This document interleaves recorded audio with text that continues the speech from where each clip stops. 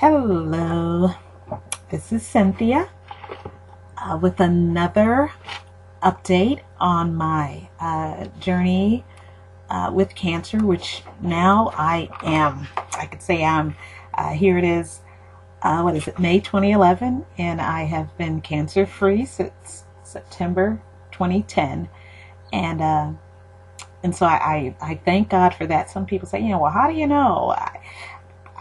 I feel fine. I'm not under any type of, what do you call it, oncologist type thing to test every so often. But we'll know more in September 2011, which is a year since the surgery. So, as far as I'm concerned, child, I am cancer free. Hello, on the third row.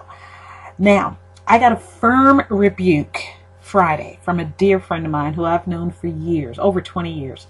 And he basically said, look, now Cynthia, here you were, now that you cancer free, we don't hear nothing from you no more out there on the YouTube and on Facebook. Now you ain't saying nothing.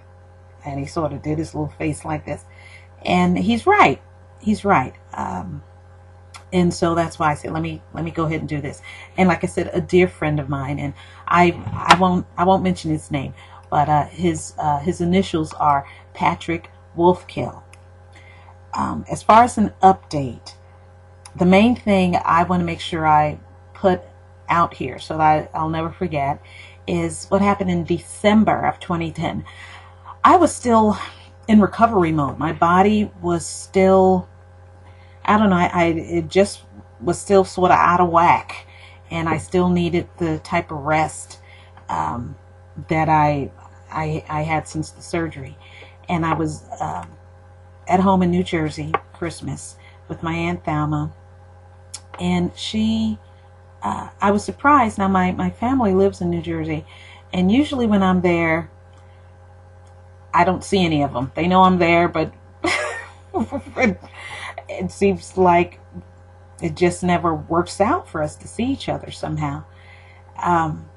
But here my two sisters and my mom called and said they wanted to come by and see me. I was in shock. And this is the day before Christmas. This was before that huge day after Christmas storm that New York was hit with. And here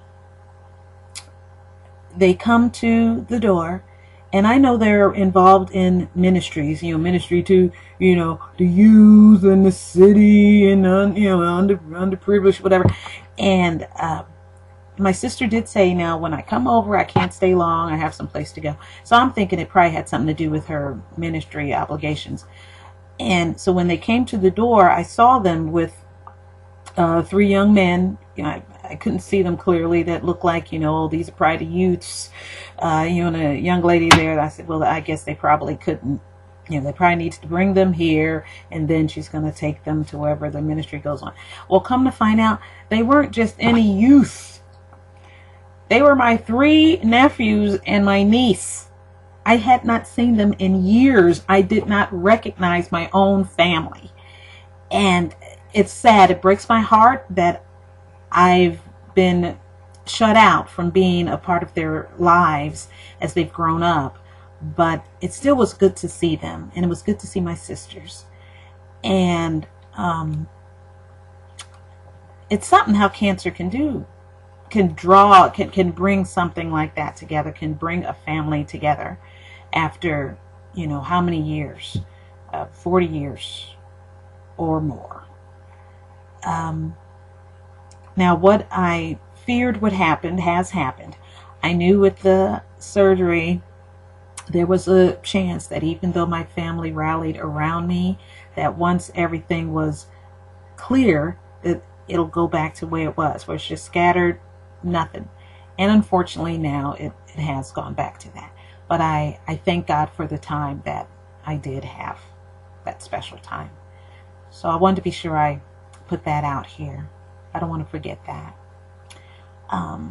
So there'll be more coming probably in a few minutes. While I'm all dolled up, I'll go ahead and make another video. So God bless. Bye-bye.